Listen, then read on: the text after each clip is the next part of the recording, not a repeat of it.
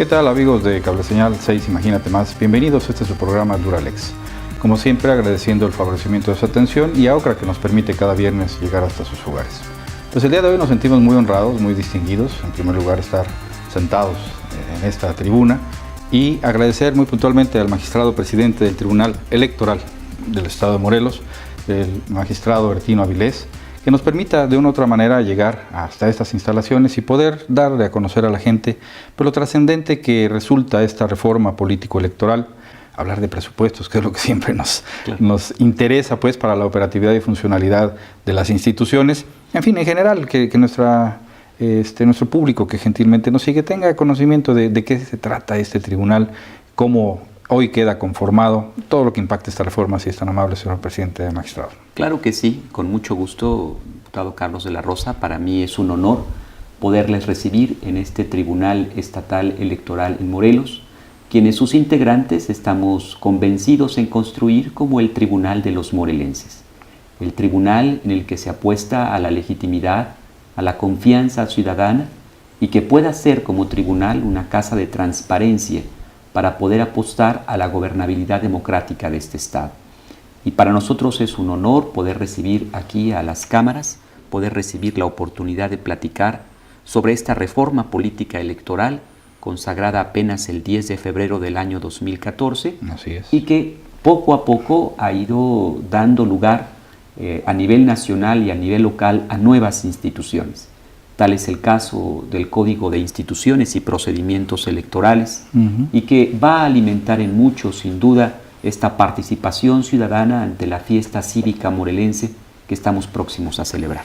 Hoy nuestro tribunal se reconforma, se da un movimiento en la estructura y la novedad, pues, precisamente de cómo son electos hoy ustedes, los integrantes de este Poder Judicial, si pudiéramos comentarlo.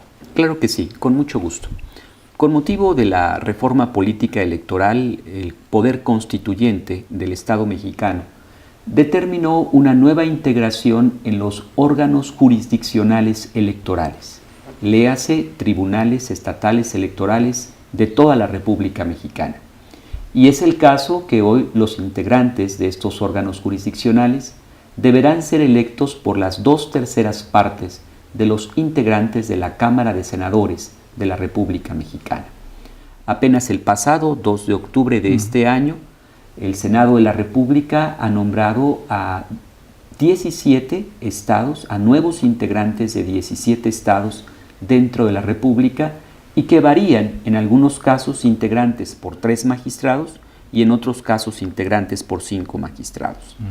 Es el caso que en el estado de Morelos, el Senado de la República ha tenido a bien designar al doctor Carlos Alberto Puig Hernández por una temporalidad de 7 años, al doctor Francisco Hurtado Delgado por una temporalidad de 5 años y a su servidor, Ertino Avilés Salvavera, por una temporalidad de 3 años.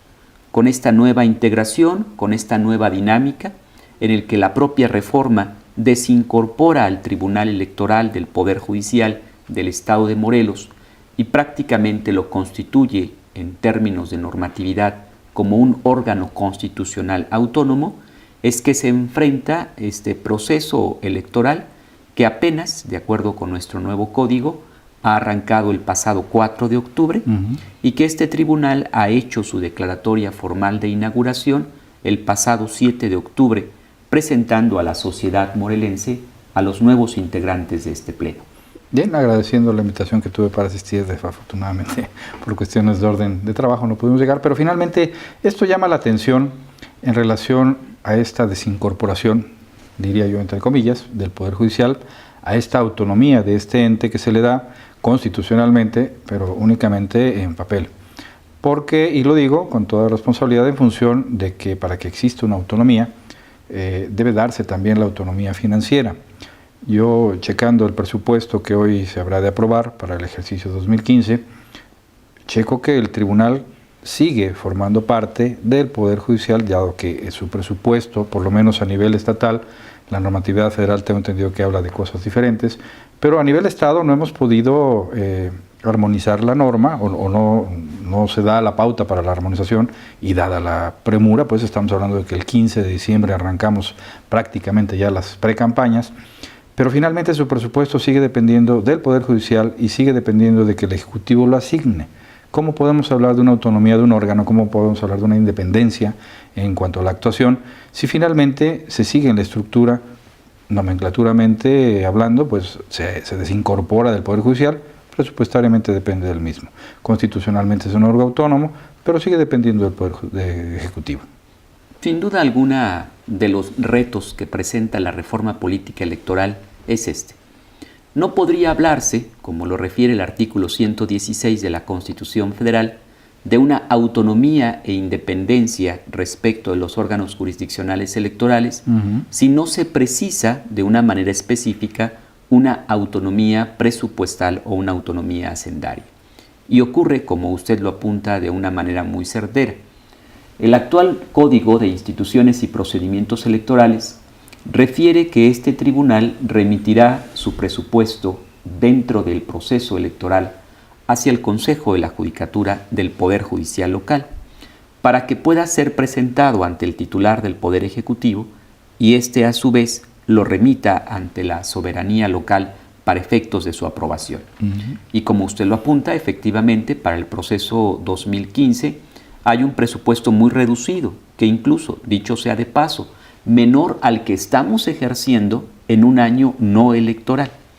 De tal manera que en su momento, y con la responsabilidad que mis compañeros me han dispensado como presidente de este Tribunal Estatal Electoral en este nuevo momento y en esta nueva integración, habremos de acudir ante la soberanía estatal para presentar todas esas razones económicas, presupuestales, de carácter hacendario, de carácter fiscal, que impactan a tener que solicitar una reconsideración con relación a este monto. Esperamos un proceso electoral con mucha actividad. Ojalá hay sea. Nuevas reglas, hay nuevos temas que van a impactar hacia ese proceso electoral.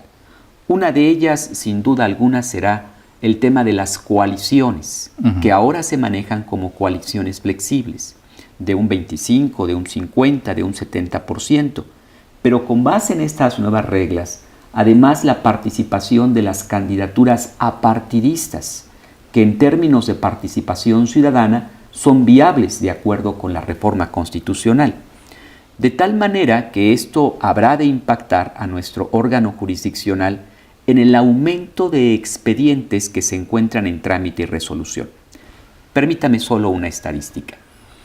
En el año 2009 tuvimos en proceso electoral intermedio aproximadamente 70 expedientes en resolución. Pero para el año 2012, en la elección constitucional de gubernatura, subimos de 70 asuntos a casi 200 expedientes en trámite. De estos 200 expedientes, con estas nuevas reglas, con nuestros nuevos partidos políticos, que habrán de sumar en el estado de Morelos 11 opciones políticas, incluyendo el partido local en el estado, habrá de provocar que la inercia de judicialización de los procesos electorales sin duda alguna aumente. Este tribunal se encuentra expedito, se encuentra con el ánimo y preparado para dar respuesta a estas tareas. Pero sin duda alguna, el que se pueda garantizar esa autonomía de carácter presupuestal abona en la construcción del tribunal que todos anhelamos, con la intención de que a través de su profesionalización y capacitación pueda rendir oportunamente resultados. Porque no habrá que pasar de vista que los momentos electorales, los tiempos electorales son muy breves. Sí, claro. Y que se requiere en esas condiciones una justicia adicionalmente, si me permite la expresión, pronta y expedita. Es correcto. Comentábamos antes de entrar a cámaras dos puntos que pudieran también impactar en relación a la elección, esta reforma. Uno de ellos, bueno, lo hablábamos presupuestalmente, pero finalmente la dificultad que tendría el tribunal y los propios partidos políticos, habla la ley de un porcentaje para preservar el registro en relación al resultado de la votación.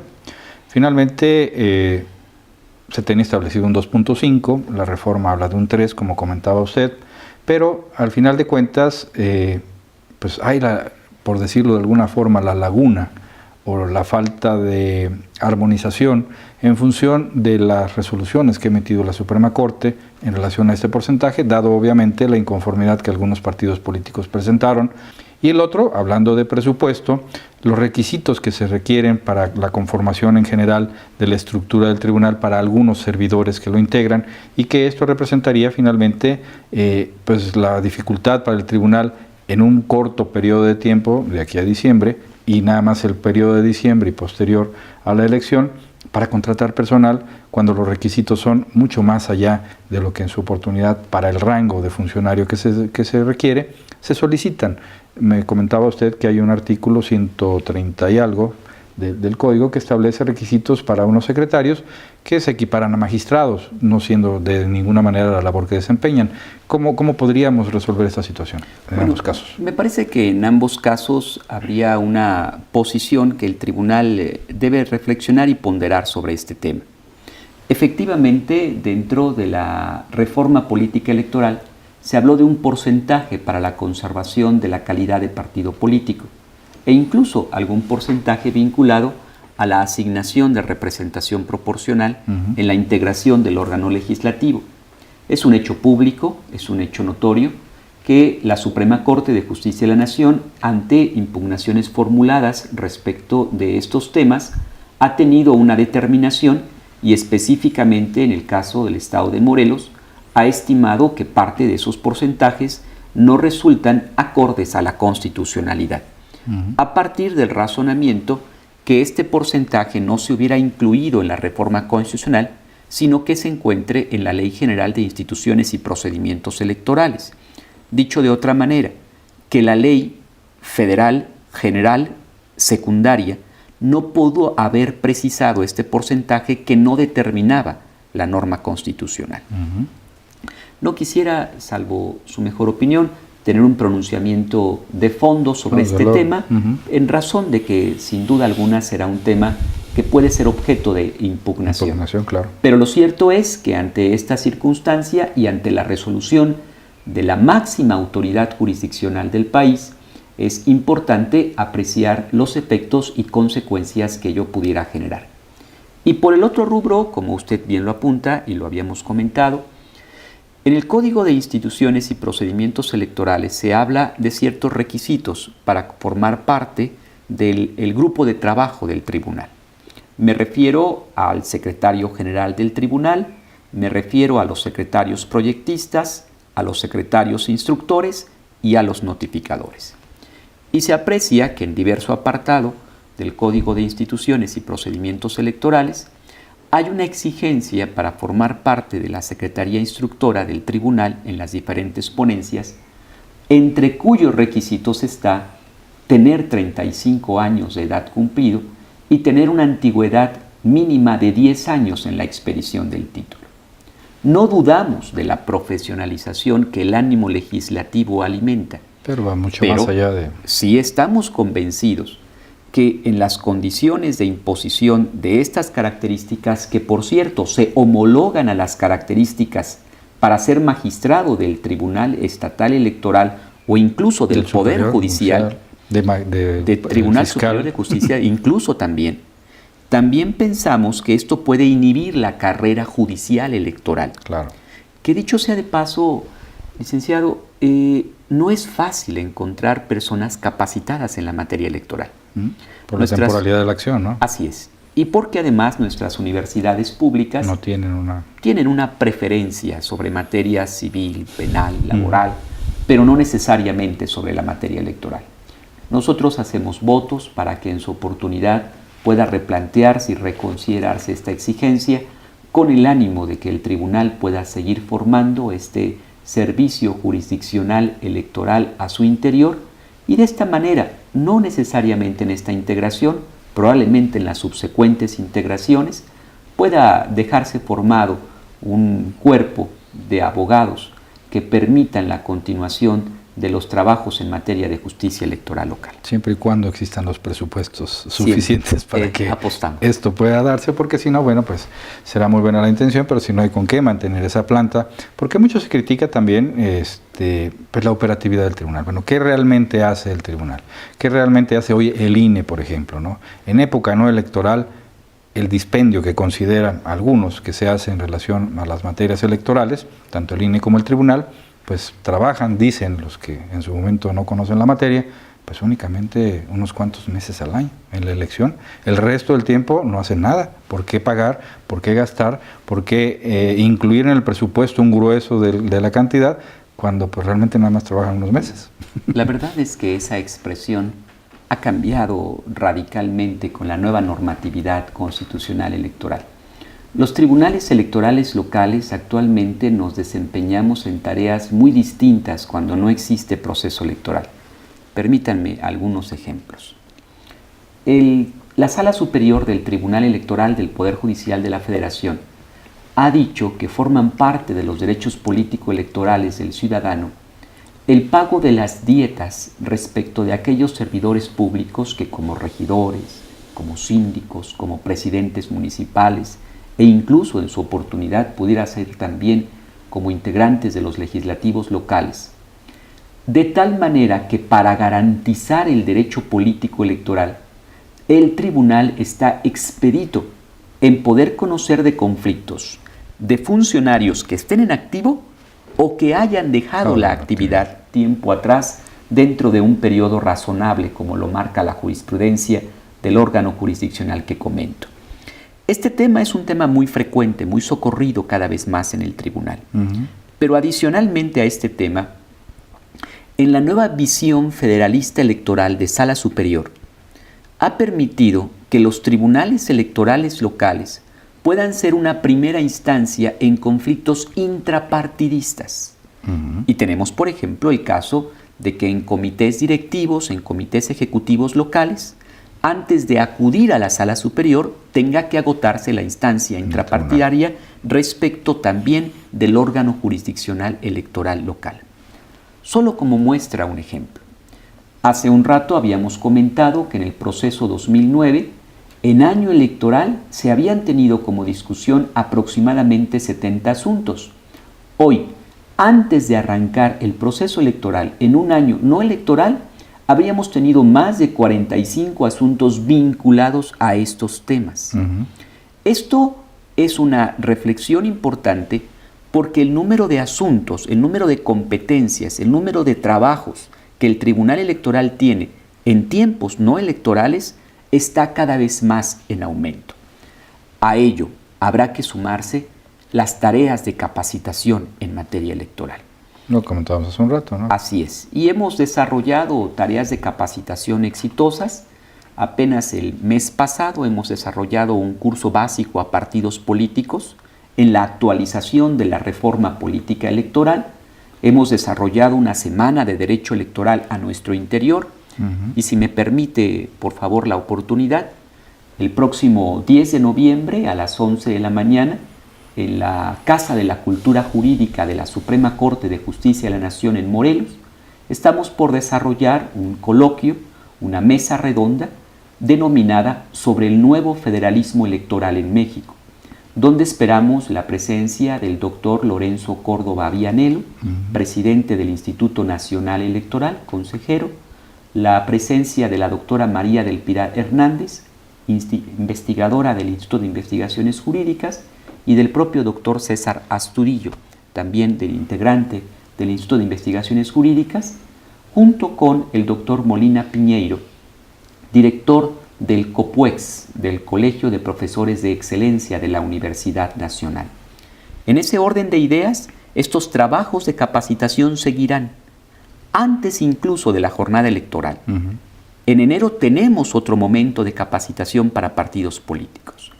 Estamos convencidos, pues, que nadie puede defender un derecho que no conoce, y es tema de capacitación del tribunal el que estos derechos se sociabilicen, de tal manera que tengamos procesos en discusión que partan de ese conocimiento para que sea mucho más exacta y precisa la conclusión a la que se acceda en sede jurisdiccional. Y desde luego es importante la capacitación en todos los rubros, obviamente, como bien comenta. Y esto representa, y me acordaba de un asunto hace ya algunos años, que da precisamente, pues no sé si fue uno de los primeros o la pauta para la participación del tribunal, en una entrevista que le hice también aquí en este tribunal al maestro Puig, en relación a un municipio, Tlalnepantla, si mal no recuerdo, en donde de una decisión de orden político, netamente, un regidor que no se sujeta al mandato plenipotenciario del presidente, es supuestamente, según el despedido, no le permite los accesos a las sesiones de cabildo y no le paga sus emolumentos. Se viene al tribunal y un año después de haber concluido el cargo se resuelve pues la ilegalidad en la que incurrió el presidente y se ordena en su momento restituirle por lo menos los emolumentos al regidor en su oportunidad, y bueno, es parte de las acciones, como bien comenta, que realiza este tribunal, salvaguardar los derechos también políticos en algún momento de algún servidor público que fue electo popularmente, ¿no? Entonces, pues bueno, eso es parte de lo que, como se comenta, se hace en este tribunal, pero ahora me gustaría que nos presumiera a nivel federal, por ahí presidimos algo y en el estado de Morelos tenemos la representación. Sí, afortunadamente. Mis compañeros magistrados de los diferentes tribunales y salas electorales de la República Mexicana me han dado la confianza de ser el presidente de la Asociación Nacional de Tribunales y Salas Electorales, de tal manera que con esa responsabilidad que tiene el Estado de Morelos y con el apoyo de mis compañeros integrantes del tribunal, pues hemos estado involucrados en las diferentes dinámicas, en los diferentes tonos a nivel nacional sobre este proceso de la reforma política electoral y de estos cambios tan significativos e importantes que como desafíos, como retos, la reforma tiene frente a sí. Sí, porque me recuerdo a inicios de esta legislatura cuando se dio precisamente pues era el intento de la modificación a la estructura y a la reforma político-electoral, el pronunciamiento que hicieron los diferentes tribunales en relación a la decisión que se tomaba de la desaparición de toda la estructura, la creación de nuevas estructuras. No se daba la pauta para que de una otra manera quien formara parte pudiera seguir formando parte, de tajo daban la culminación de las labores del tribunal y de quienes ellos desempeñaban y representaban, y hasta ahí llegaba la función.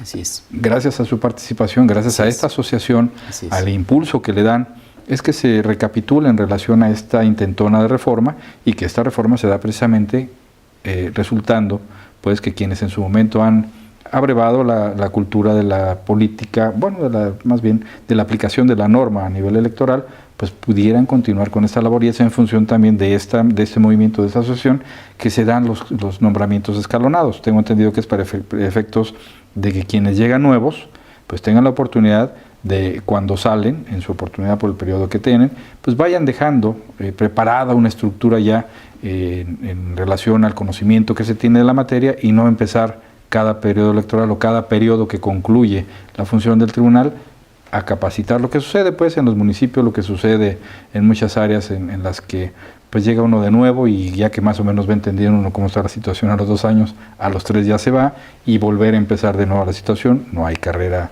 en este caso no había la ponderación de la carrera judicial, no hay el servicio de carrera. Así es, lo dice muy bien y con mucho conocimiento. Efecto, como parte de este trabajo de la Asociación de Tribunales y Salas Electorales, se logró, dentro de la coordinación que en su momento el magistrado José Miguel Salcido Romero, actual presidente del Tribunal Superior de Justicia del Estado de Chihuahua y en su momento del Tribunal Electoral de ese estado, la defensa de los órganos electorales locales y en particular de los tribunales estatales electorales. ¿Por qué era importante conservarlos? Porque es parte de la soberanía que en cuanto al régimen interno los estados deben de tener, correcto, sobre todo en términos del artículo 40 de la Constitución Federal. Y a partir de ello, lo que se ha estado pugnando es por darle a este país la visión federalista que se requiere. Estamos convencidos que en la medida en que se tengan estados y municipios fortalecidos, en esa medida sus órganos, sus controles internos, sus tribunales, podrían dar una respuesta mucho más inmediata, más próxima hacia los justiciables del país. Y en ese sentido ha caminado la Asociación de Tribunales y Salas Electorales. Solo como una nota interesante, de los 438 participantes para ser magistrados electorales en las 17 y después 18 entidades federativas del país, se llevó a cabo la elección de casi un 30% de los magistrados en activo. En Morelos tuvimos 2, que tenemos la oportunidad de continuar. En Guanajuato hubo 2 integrantes. En Guerrero hubo 3 integrantes. Así, en Baja California Sur, en Sonora, lo que habla sin duda de la profesionalización y capacitación de los órganos jurisdiccionales electorales locales. Pues, señor magistrado presidente, un mensaje para la ciudadanía hoy, que aunque no sea electoral, finalmente pues la participación ciudadana sigue siendo importante, 56%, no, 64% de la participación ciudadana dio la elección anterior.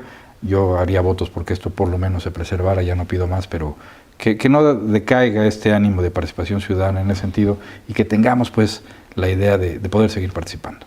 En ese mismo sentido, el mensaje, hago un llamado hacia los ciudadanos en el estado de Morelos a tener confianza en sus órganos electorales, a tener confianza en sus instituciones, a hacer que el motor de la democracia en la entidad no sean solo los partidos políticos, sino que fundamentalmente sea el ciudadano como el gran actor, el gran decididor, a que no sea el ciudadano que con su omisión permita que otros tomen una decisión respecto de las políticas públicas que el Estado reclama y merece.